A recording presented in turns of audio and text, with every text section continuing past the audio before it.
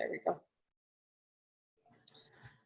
Okay, so welcome everyone to Let's Talk About Self-Care and break through the BS. That's our nice way of saying it. We're gonna get started. It's a little bit after 8, and I think we'll go ahead and start just to be mindful of time and to make sure that we stay within the bounds of, you know, kind of what we set out. And if anyone joins, then that's great. And if not, we're going to send out the recording and a link to the recording for those of you who registered but weren't able to join us tonight. So no worries there. But Tova has graciously made us this beautiful slide. I don't know why, but I feel so like soothed by talking about self-care. I feel very soothed by these botanical prints. I always like, I want to take a bath and like relax. I know, I really like them. I don't know. I'm not gonna lie. Yeah, they always get me. But just to introduce ourselves first, because I have a habit of forgetting to do that because I'm so used to being on the podcast and it automatically does it for me. My name is Riley Karsh, and my lovely co-host partner in business, I don't know, in like daily chatting and so many things, Tova Kopan and I are super excited to present this conversation about self-care tonight and about, you know, what it is, what it isn't, what it can do for you, and all the stuff in between. So Tova, I'm going to turn it over to you to kind of lay out the agenda and your next beautiful slide and take the reins. Yes, and I promise that this is actually the last slide until the very, very end. So we aren't going to be like doing a slideshow the whole time. Yeah. But it's always, we like an agenda because it keeps us on track. So the plan for today is to first talk about why we're talking about self-care and why we think it's an important topic. And we will probably, because it is our habit to do so, get into some of like the definitions of what we mean when we talk about self-care. So that's the first part. And then the second part is to dig a little deeper. We're going to look at understanding the layers of self-care, both sort of the external, like, you know, what is self-care that we see out in the world that people tell us it's self-care, but then also what does it mean for us individually? Because it's a very individual, personal thing. And then lastly, we are going to share with you and talk about our personal wellness worksheet, which if you have a catchier name, we will take suggestions, but also we are going to share with everybody after this. And because it is something that we have both used, something similar to it, and I rely on heavily. I created it kind of in my notebook before we created this worksheet as sort of a go-to when we're making sure we take care of ourselves. So that's the plan. Feel free, if you have questions, to hop them in the comments. If you are listening to this on a recording, which we totally get because we are all busy, and oftentimes, at least the way my calendar works, I'm always busy at the exact same time, even if I'm not busy like the rest of my life. So feel free to send us questions either through any of our social media ways if you have follow-ups after this. So with that, we're going to get started, and we are going to start talking about, you know, why we want to talk about self-care. So I will turn this to you first, Riley. Oh, you're hot potatoing it back to me. Sweet. Oh, I am hot potatoing it because I really liked when we were setting out our outline, when we were talking about it together, I liked what you talked about. So oh, good. Let's hope I remember it. No pressure, no, all the pressure. No. So we were talking about self-care as just conceptually and like what it means. And so I'm sure, you know, if you're listening to this and this is something that matters to you or you've thought about, you have, much like us, been inundated with kind of all of the messaging about self-care in media and on social media, and magazines, and, you know, just in life, right? And a lot of times those conversations are about like, if you're, you know, you're having a bad day, you should, get yourself a latte, or you're having a bad day, why don't you get your nails done? Or there are those kinds of conversations. And there is validity to that concept. And I'm not sort of poo-pooing it and saying, no, don't, like that's stupid, don't do that. I think there's a time and place for that, and there's value to it. But what we want to talk about is the importance of self-care in this concept of why, self-care is important for you as a human of worth and value, and that you should, do it whether you're having a good day or a bad day, right? Like self-care is something we practice every day, no matter what the day is. And self-care is not a concept of judgment. So it's not a good thing, a bad thing, and it's just a thing. And we always put these concepts on, like we layer things on top of words. We give value judgments to them that don't necessarily apply. And so that's the conversation Tova and I were having. And it's sort of what sparked the idea for doing this webinar. And that is that, we have to celebrate ourselves, and we have to, I think Tova, I sent it to you today actually, but it was backing up this conversation that we're having now. I saw it on, I don't know, on Instagram or something. And it's this idea that, we have to celebrate all the aspects of our life, and we have to do self-care when things are good. Like when we have a win, we should also be celebrating that and doing self-care around that win. And that's what builds us up for the sort of more rough times. So self-care is continual. It's not just like, I've had a crap day, and so I'm going to go out and spend a bunch of money on Amazon or whatever it is that your self-care looks like. It's all the time. And so that's the concept that I think that's one of the concepts that I think gets lost in the mix of the conversation around self-care. Yeah, and we always pick a word of the month for our business and for us individually. And our word of the month for Go Boldly Initiative was strengthen. And we didn't pick strong, right? Because we didn't want to be like, oh, we're strong. That's the word. It's strengthen. And it's this, it's all of the things that you can do in your life to strengthen, whether it's your goals or yourself or whatever it is. And I think so often we wait until we are tired and we're run down and we're exhausted and we are at the end of our rope. And then we're like, I really need to work on my self-care. And that is often the hardest time to do anything because we are tired and exhausted and run down. And so, if we wait until those moments, and sometimes it doesn't look like that. A lot of times it looks like I'm going to, have a vacation, and I'm just going to hold out into the vacation, because if I just can make it that far, then I'll be able to rest and recover. And I think what many of us know about vacations, like putting aside the fact that if you have children, a vacation is not restful, but we'll set that aside. But that if you go into a vacation and you're empty, you take half the vacation like recovering from, if not more, recovering from whatever was happening leading up to the vacation.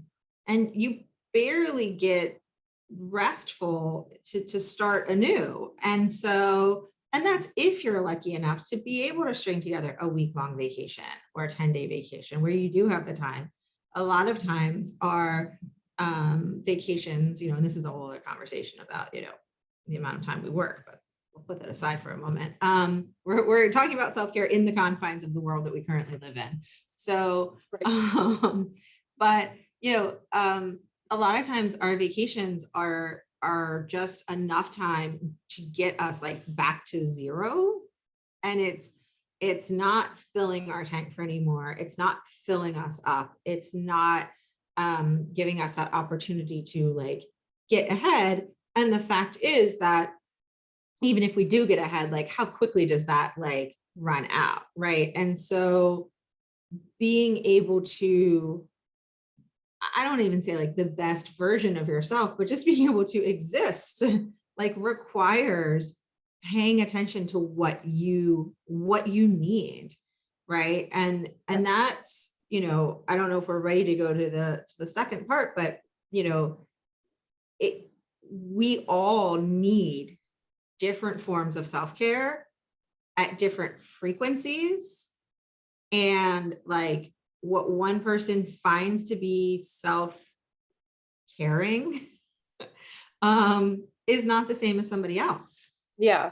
And I think just to recap a little bit in terms of what self-care is, I want to be clear in saying that when we're talking about self-care, we really mean we're talking about the things we're doing to improve our lives right now.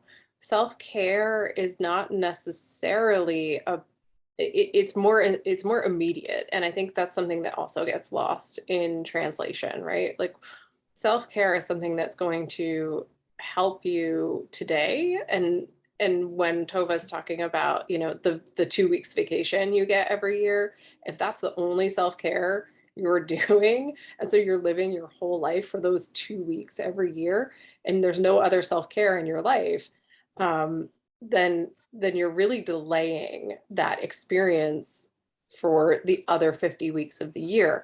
And there's nothing to assist you in the now of your life. And that, you know, that's really pretty harsh for your existence in general. So when we're talking about self-care, it has to apply to what are you doing for yourself today. And as I said before, it's a judgment neutral concept. It's what are you doing on your good days, your bad days, your in-between days, your whatever days, the days where you forget that it's a day, you know, like it's just Right. any day that you're existing, what are you doing to take care of yourself? And that's what we mean when we're talking about self-care. But yeah, I do think we can move on to talking about how self-care is really sort of a, you know, we think of it as a like a tiered system. And so, as I said in the beginning, self-care can be these, and I'm going to use the word superficial, but I don't mean it in the sort of mean girl context it sounds, but it can be those more, and I forget the term I used on our worksheet. You call them pick-me-ups and celebrations. Yeah, I just consulted the celebrations. That's a much nicer way to say it, which is what I mean. But it can be these sorts of like, you know, less intense pick-me-ups and celebrations that you do to like get you through the day, or that you do because you won that court case, or because you know, got your kids to school on time for the first time in 3 months. Not pointing any fingers at myself. or just because you want to, right? Yeah. So like we're giving examples because we know how many people we know how we work, and we also know how many people who are here work where we feel like we need to earn it, but you also don't have to. Like it's gloomy outside and I would like whipped cream on my latte today, like whatever it might be. But yeah, and I think that, you know, we have this tiered system that it's not that complex, it's 2 tiers. So, yeah. But like we have like a master system. But we have this tiered system because we think there is a time and a place for, you know, chocolate or a dance party, or, you know, whatever it might be, a walk outside, or that whipped cream on top of the latte, or the latte. I mean, whatever, wherever you are, right? And this is why, you know, it is important for you to take the time and figure out like, what do I actually like? Because none of the things Tova and Riley are saying sound fun to me, you know, and that's totally fine. Yeah. You know, find those things that are self-care to you. I remember once I posted something on Facebook about how I bought myself flowers and to like buy yourself flowers. And someone like really pushed back about how like she doesn't like flowers. And I was like, that's fine, but like find that thing that's like, to me, like going to, you know, I love the tulips from Trader Joe's. And so I buy myself them once in a while. And I'm like, I don't mean that you actually need to buy yourself flowers, but like do the thing that makes you feel like I feel when I buy myself flowers. Yeah. So, you know, so we are giving examples that might work for us, or we just see on the gram or whatever. But like, you know, that's why this part is figuring out not just what self-care is in the world, but then what it is to you, right? And so think about, like, have you ever had the experience where you participated in something that is supposed to be self-care, but you did not enjoy it, like, at all? And you thought somebody's telling you to buy flowers and you don't like flowers, or like you're at a spa and you don't like people touching you, or like those are valid things. And so you do need to figure out what self-care to you. And it sounds like, well, obviously, but it is something you have to take the time to do. It is, and there's a lot of pressure, particularly on these types of like what we're calling pick-me-ups and celebrations to participate, right? Like there's a lot of like, oh, just go have a spa day and everything will be fine. Well, that's not it's not accurate. And if you don't like spa days, it's double not accurate. So, Right. you know, you have to take the time to get to know yourself well enough to know what it is that's going to make a meaningful impact in your life and make your life better. And that's the point we really want to hammer home today, is that self-care is personal, and it's personal to you and it's unique to you. And so, as Tova has been saying, repeatedly, whatever it is for you is okay and is good. And no matter what new thing is on the gram or what new thing is, out on social media, or your neighbor is doing, or the kids came home from school and they were like, oh, everybody's doing this, you should do it. Whatever it is, it's irrelevant, because if it's not soothing for you, if it's not a luxury for you, if it doesn't hit your spirit or your soul in a way that makes you feel alive and happy and content, or whatever it is you're looking for, then it's not for you. And that is 100% okay. And I don't think that society tells us that's okay, right? Like society tells Yeah. us we should want to go to the salon and get our hair done. And listen, I get my hair done and I hate it. I hate it. I hate making the appointment. I hate going. I hate everything about it. It is not self-care for me. I hate everything about it.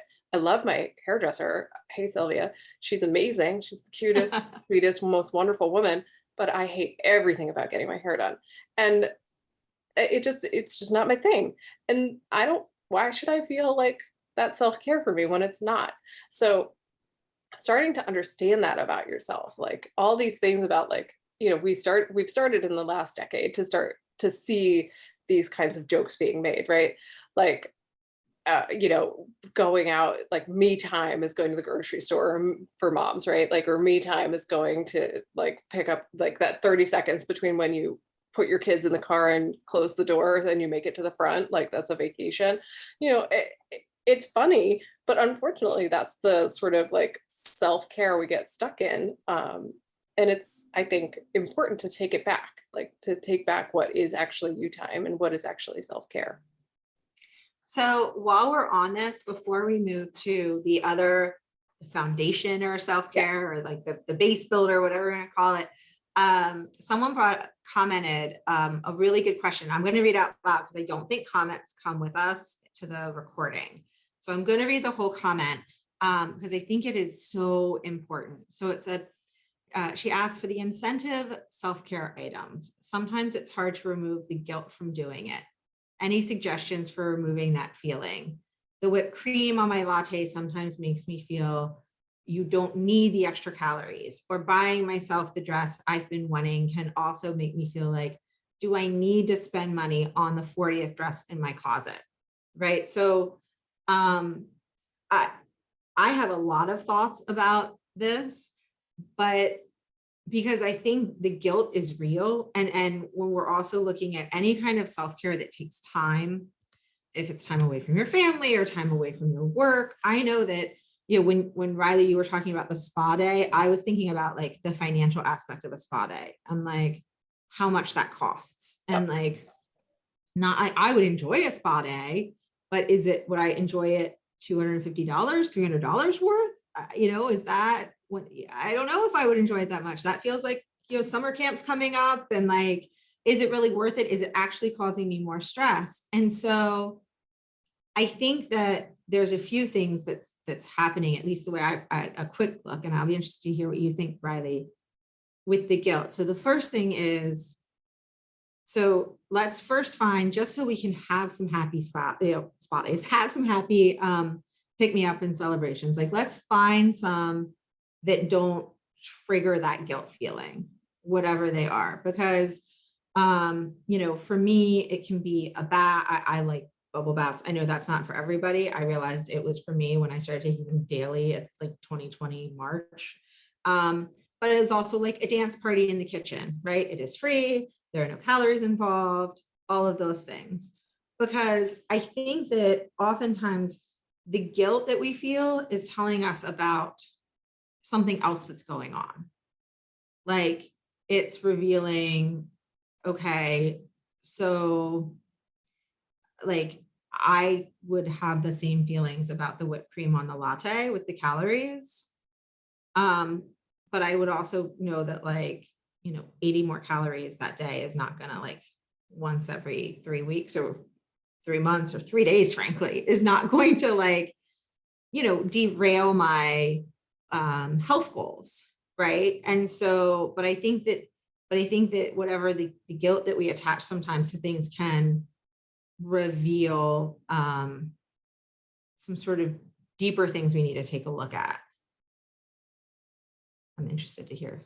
Yeah, I think guilt is directly tied to our feelings of self-worth. And so, I'm being very direct about that. I think when we feel guilty about things, it's because we don't feel like we deserve to have them, or we feel like we don't deserve to the benefit of whatever the thing is. I think that's often what happens. I know it is for me anyway.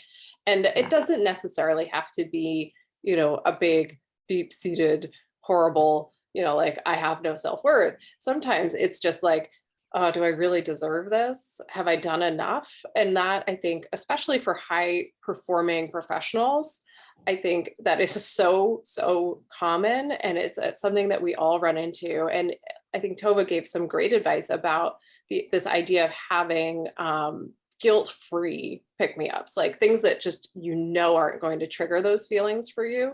And just having those in your back pocket that you can always pull out. But if there are other things, I would personally, those are things that I would look directly at and start to examine why it is that they're pulling up feelings of guilt. Like, look at the guilt and what is it directly tied to? Is it that I don't feel like I have earned the calories? Have I not earned the right to spend the money on another dress? Am I feeling like other people don't have enough dresses? Where is the guilt coming from? And then start to understand, how to address that guilt. Because at the end of the day, our self-worth exists because we exist. But we often, all of us, tie it to our production, our how much we do every single day, what we give, how, all of these stupid things about, fill up your cup first so that you can then pour it all out for everybody else again. Yeah, I feel like I should go on the record again and apologize for the number of times I shared that quote on social media over the last 10 years. Yeah, it right? is nonsense. Yeah, And we fill up our cup because we exist and our cup needs to be full. Like we deserve to have a full cup, not so that we can pour it out and fill it up for everybody else. But that's my feeling on it. Now, that doesn't mean that it's, that you go out and you buy 50 more dresses just so you have them, right? Like, it's all a balancing act. Sometimes the answer is, you don't necessarily need another dress. Sometimes that is the answer for me. And I'm like, oh, I guess maybe that feeling of guilt wasn't actually guilt. It was just me going, yeah, I don't actually need another dress, and I should probably stop spending money on things I don't need and won't actually bring me any joy. And so that's the conversation. Yeah, exactly. And I think that's an important thing to remember is the joy aspect of it all. Right. Because we don't know if that dress you look at fills you up and you're just like, I love this dress and I can't wait to wear it and walk down the street in it. And it makes me so happy. But then the question is like, okay, but if it's not a work dress or you don't quote need it, like, then every dress hopefully like fills you that way, right? Before you buy it, like, or whatever, or just buy all the dresses. I don't know your financial situation, but like, that's the kind of thing though. You want to find that joy in the thing. But I do think it does kind of you need to figure out like where's the guilt coming from? Is it my closet's so full and every time I go there, I get overwhelmed, or other people have dresses, or because when we have this analysis being like, well, I don't really need the dress. Well, we don't do these self-cares oftentimes because we're saying we need it to fill our own cup, but usually the actual act is not something we need to do, right? Like we don't need the dance party. We don't, and yet we do, right? Like the thing itself is not, I think what you're trying to say is the thing itself is not what we need. The outcome is what we need. And the outcome is the feeling of joy we get from doing the thing. And so, I mean, that's a very esoteric way to put it, but it's, it's the feeling we get from doing the thing, whatever the thing is, that is the self-care.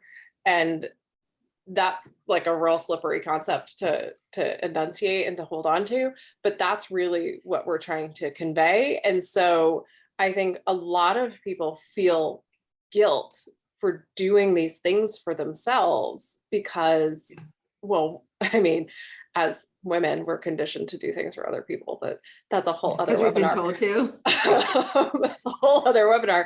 But it's a normal reaction in a lot of cases, but that doesn't mean it should go unexamined and unchallenged. I guess that's what I'm trying to say. I think it should be. And obviously this concept of guilt is something that Riley and I find really important. Because we're getting really stuck on it. Sorry. I really do want to talk about the base builders, but I will say one more thing is if you do feel guilty about any of these things, and if you listen to our podcast, we love to talk about hearing your inner voice. And so if you don't listen though, listening to your inner voice is obviously listening to you. And if you're not working at it like every day, oftentimes the voice that you hear in your head is not actually you. It's your husband, it's your mom, it's the trainer at the gym, it's society, it's somebody else. And so if you are feeling guilt, my first stop is to think, who's talking to me? And it's kind of can be like, who is in my head and saying the guilt to me, right? Is it me? Do I feel guilty? Or is someone else telling me I should feel guilty? So that's step one. So I felt like we really needed to give you at least like a first step before we moved on. And so that's my first step that I'm giving you is like, if you're feeling guilt about any of this, if you're feeling guilt about even taking the time to watch this workshop, take a minute and say, whose voice is in my head? Like, if it is someone else, how do I tell them that they are being evicted from my head and just my voice gets to live there? But that is, once again, another workshop. Although we do have a lot of episodes on our podcast about it. But I do want to talk about base builders or this long-term examples of self-care, because this is something, we didn't want to rain on the parade of pickup and celebrations, but we do really think that this is self-care that we need to make sure we lean into. But it's a balance, right? Because sometimes self-care is hot chocolate on a rainy day.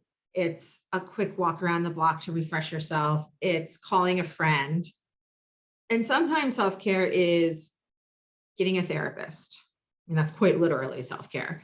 Sometimes it's making a budget or working with a financial advisor. Now that is something I do. It is not a type of self-care I find particularly relaxing, but I will tell you that when I do get anxious about money and I remind myself I work with a financial advisor, that helps me remember that, oh, okay, that's right. I can calm down a little bit because there's a plan. We have a system. And that is amazingly helpful when it comes to helping keep me, keep my cup full, so to speak. It could be morning routines, right? But these are things that will actually set you up, whether it's meditation or exercise, an exercise program that you're actually consistent with. These are things that like can provide you that base level so that, you know, you're not putting a band-aid, it's such a bad analogy, but like a band-aid on a flesh wound, right? Like, because when some of these pick me up and celebrations, they will bring you joy and they will get you through your day and they will help you celebrate just your existence. And we are for all of them, right? But if there is a larger issue at stake, if you are frenzied, it's what we all thought when it was college or last week, you know, whatever, where you're like, I'll just catch up on sleep this weekend. And you get that one, hopefully semi good night's sleep and you're like, I'm golden. And it's like, no, you're not. You need a bedtime routine. You need to actually get a reasonable amount of sleep every night. So the base builder is, okay, the bedtime routine and like getting a reasonable amount of sleep every night. That is self-care. It takes work. And it's why you sometimes need to have a dance party, because it's not as much fun as the dance party.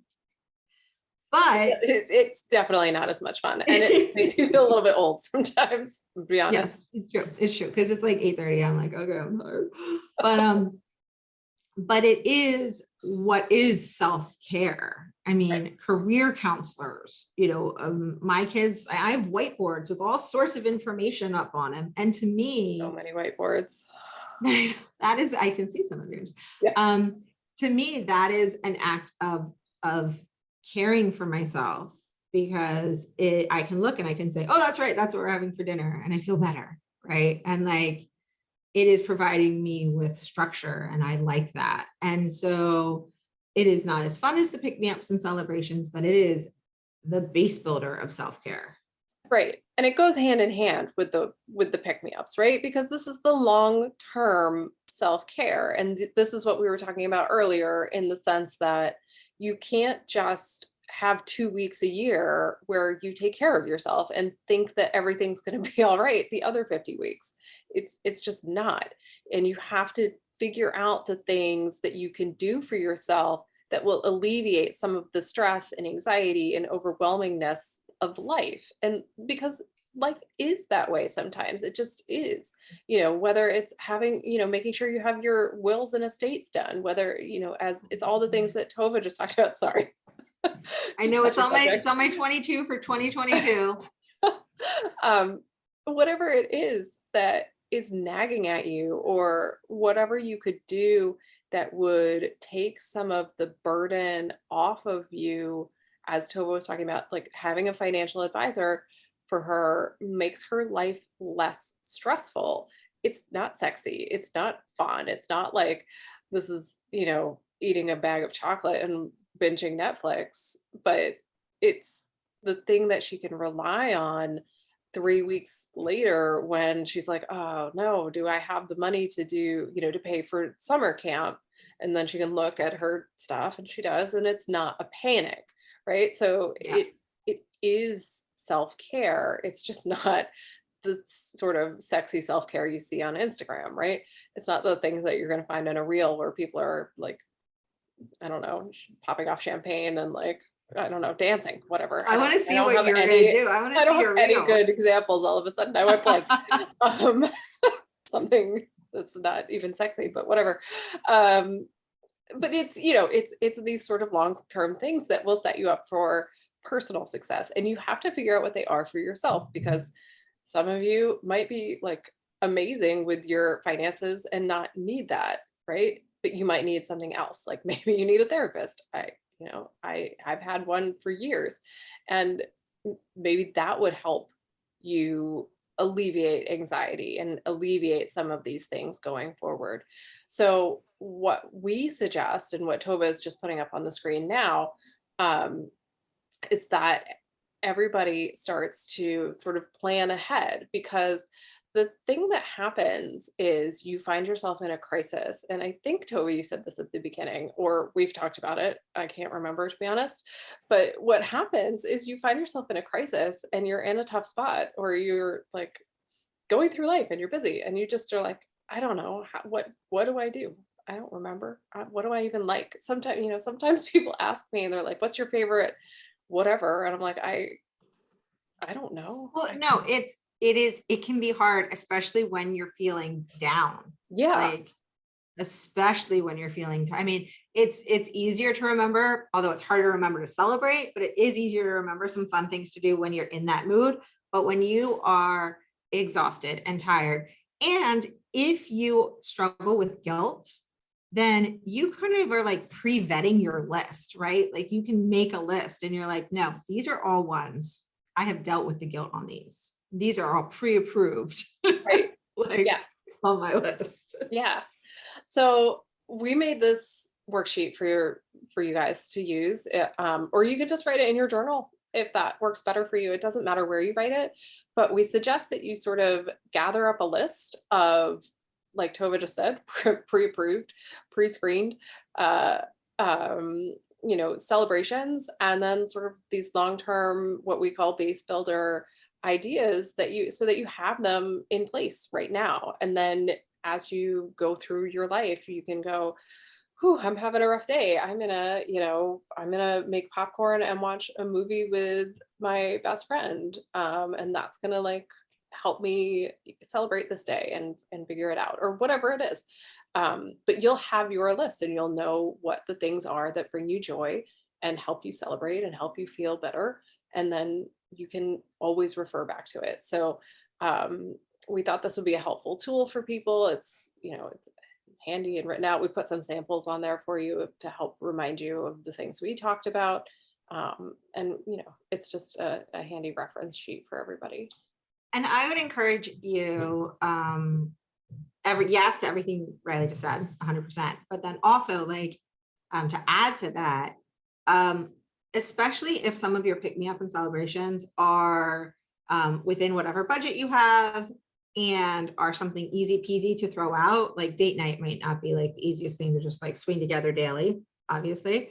But like, if there's some of these that are like, split up that list and make sure that some of them are just super fast, easy things to do, and do one each day. Like whether it's like your walk-up music, like when somebody goes to like they're at bat, when they're baseball, have your like morning music that you always turn the same song on and you like rock out to, or whatever it is. Or, it's your good book that you love to go to at the end of the night, or whatever that is.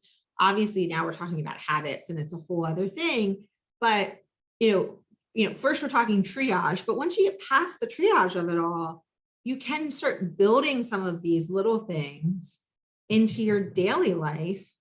And it is amazing what that does. And when you have a list there, it's so much easier to just be like, oh yeah, I'll go do that. Cool. Super easy.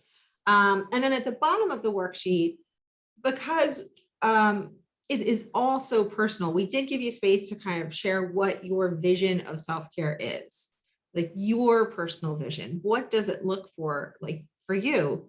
Does it lean towards the base builders? Is it leaning in the other direction? Is it, I'm too busy, I have work, I have kids, I don't do anything for myself?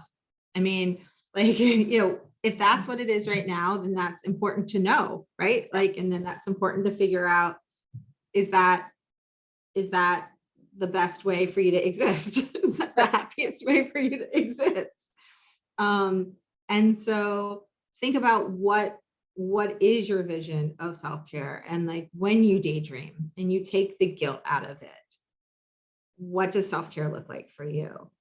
And you take out all of the other voices that are in your head, and really dig in, because it is going to be different for everyone.